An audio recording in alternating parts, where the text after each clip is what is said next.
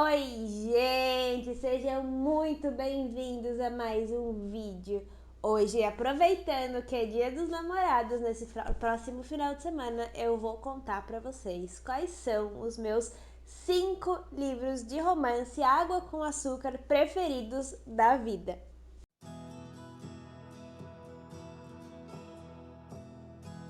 Sempre importante dizer que os livros que estão nessa lista podem ser alterados a qualquer momento, visto que estou sempre lendo coisas novas e às vezes elas me surpreendem positivamente, então às vezes eu substituo algum livro aqui nessa lista. E também eu acabei separando os livros que eu li em uma tarde, que eles foram rápidos de ler e enfim, livros rápidos de romance que eu devorei e sou apaixonada por eles. Então é uma ótima dica de presente para quem gosta de romances nesse estilo. Então, se você aí que está assistindo gostaria de presentear alguém com um romance rapidinho e gostosinho de ler, tenho 5 dicas aqui. O primeiro livro dessa lista é o único livro que não é um romance de época, que é um romance contemporâneo. Mas ele se encaixou nos padrões de ser preferido, de eu ter lido rápido e ser um romance água com açúcar. E é uma história bem legal que eu tenho com esse livro, porque eu comprei ele errado. Álbum de Casamento da Nora Roberts é o primeiro livro do Quarteto das Noivas. E eu fui na livraria um dia e eu vi que tinha o mostruário desse livro e eu achei que esse livro contasse a história de um filme que estava em cartaz na época, que eu acho que eu nem assisti mais o filme porque eu já não me lembro mais qual é a lógica do filme, qual é a temática, enfim. Mas eu acho que eu confundi os títulos e acabei comprando esse livro achando que era uma outra coisa. E quando eu fui ler o livro, eu me apaixonei. Tanto que eu li ele tão rápido que no mesmo dia que eu comecei e terminei esse livro, eu comecei o segundo da quadrilogia, do box.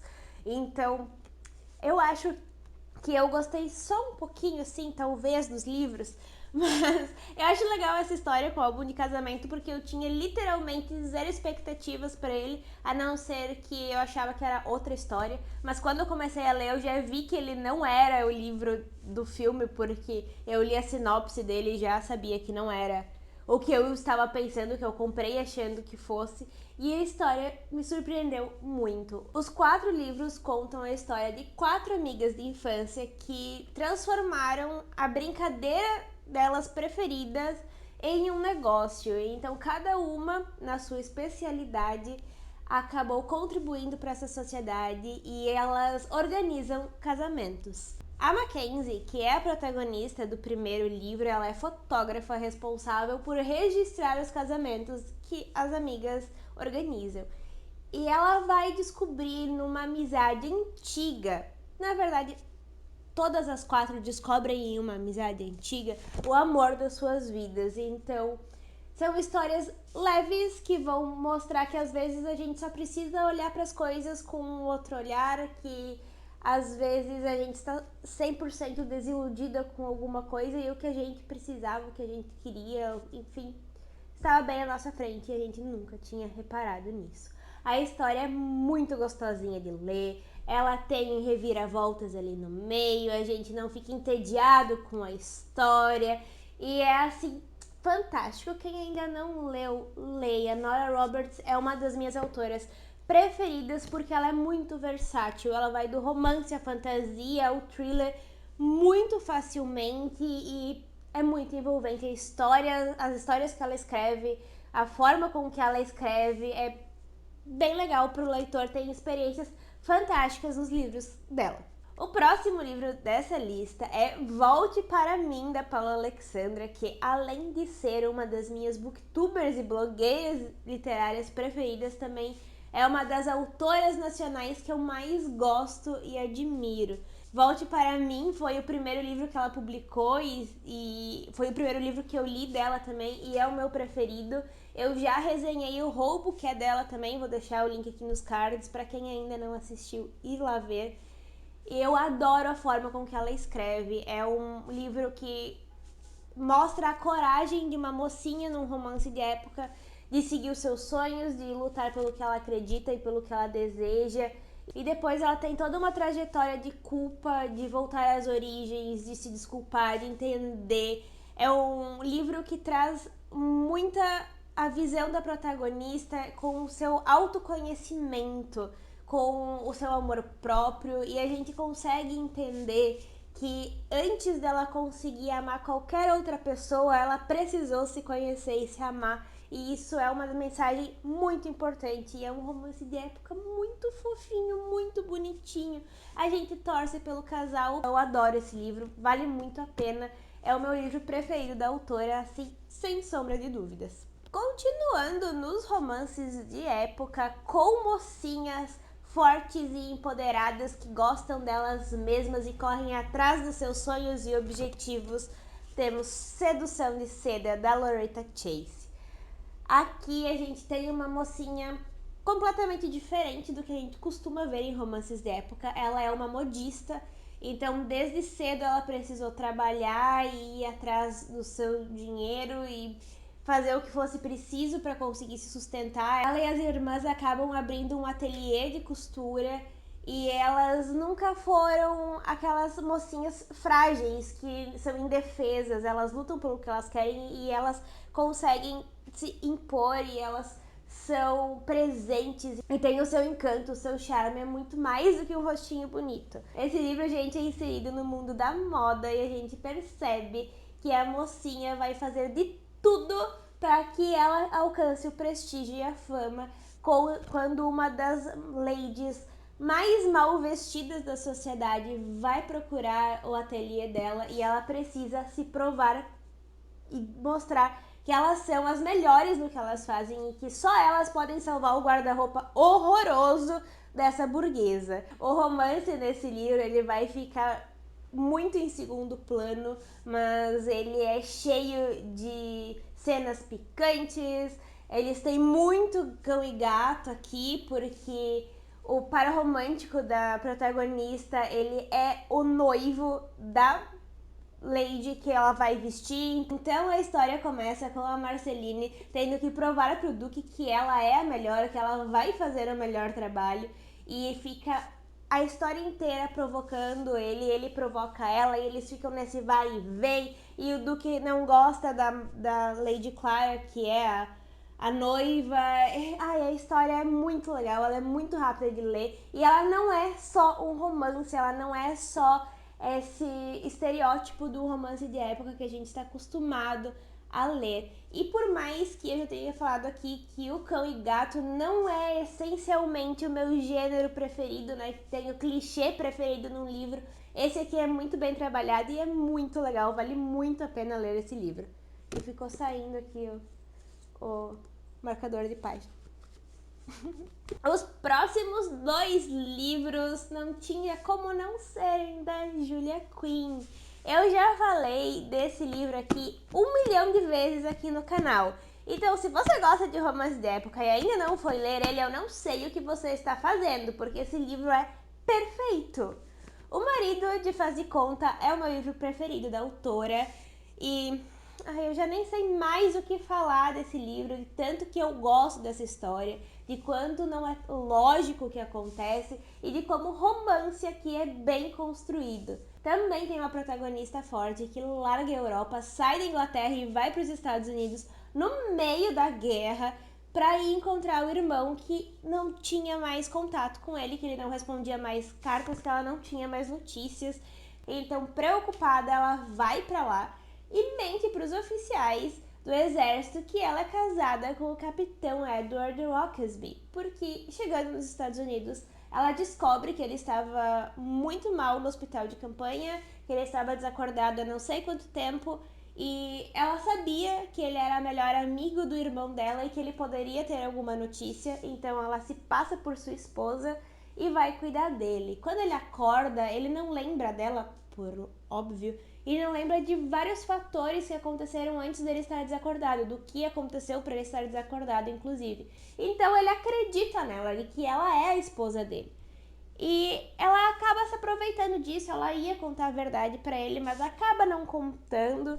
E aí esse romance vai se desenvolvendo de uma forma natural, embora um pouco fraudulenta. Mas a história é linda porque eles vão se descobrindo, eles vão se apaixonando, e quando eles veem, esse amor já está grande demais e a mentira acaba que não teve todo esse peso e essa importância que deveria ter tido, porque esse casal é simplesmente maravilhoso.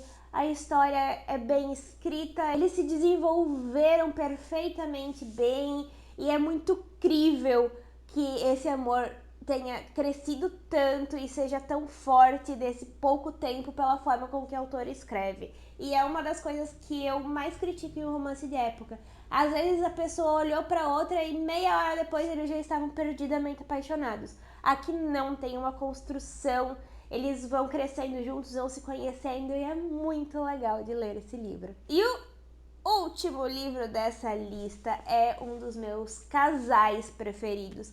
Não é o meu livro preferido da autora da saga dos Bridgertons, mas são os meus personagens preferidos. É a minha história de amor preferida. Como assim o livro fala sobre uma história de amor, mas não é o meu preferido, mas os personagens são? Ficou confuso. Pera aí que eu vou explicar. O meu livro preferido de Os Bridgertons é Visconde que Me Amava, porque eu acho a história divertida, envolvente, cativante, e eu gosto muito da forma com que ela foi desenvolvida. Mas o Conde Enfeitiçado, que é o livro da Francesca, ele tem uma história de amor forte, porque a Francesca, ela era casada e o marido dela faleceu. E ela acaba sozinha na Escócia, longe da família, perdida, desolada. E o melhor amigo dela e do marido, que sempre foi apaixonado por ela, foi o ponto de apoio dela nesse momento. E a história deles é complexa, é confusa, e eu acho a Francesca uma personagem fascinante. Eu acho que ela tem pouquíssimo destaque nos outros livros. Ela é uma personagem que merecia aparecer mais pela força que ela tem, pelas dificuldades que ela supera e consegue sair de cabeça erguida.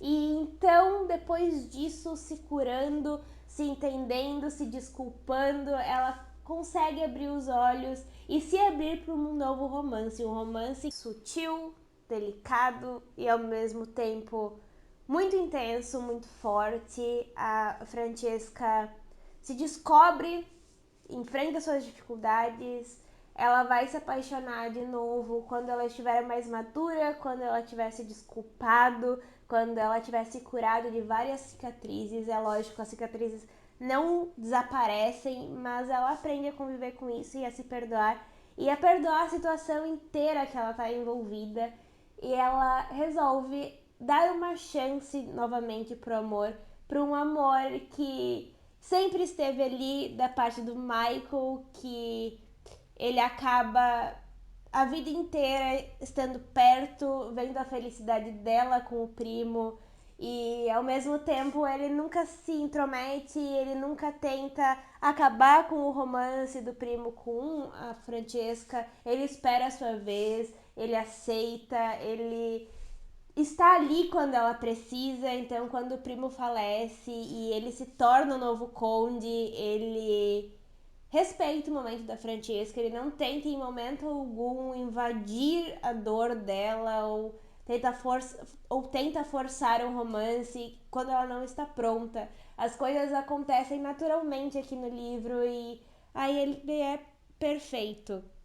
É por isso que essa história de amor, esse casal, ele me conquista tanto, porque ele foge muito do que é um romance de época clichê, tradicional, que normalmente a gente vê nessas histórias, e ele se aprofunda muito mais, tem momentos extremamente difíceis, complicados, e a autora consegue abordar de uma forma tão incrível que a gente entende tudo o que acontece. A dor da protagonista, ela é tratada com muito respeito e as coisas não são atropeladas aqui. É lógico, ele é um livro curto, mas a gente entende que passa vários períodos de tempo durante a escrita, né, durante a história não é uma coisa que acontece em uma semana. A gente percebe que são meses, quase um ano, para que a Condessa de Kilmartin, a Francesca, consiga olhar para si mesma de novo com um pouco de amor e ir se curando e se recuperando, e daí sim a história de amor realmente vai acontecer.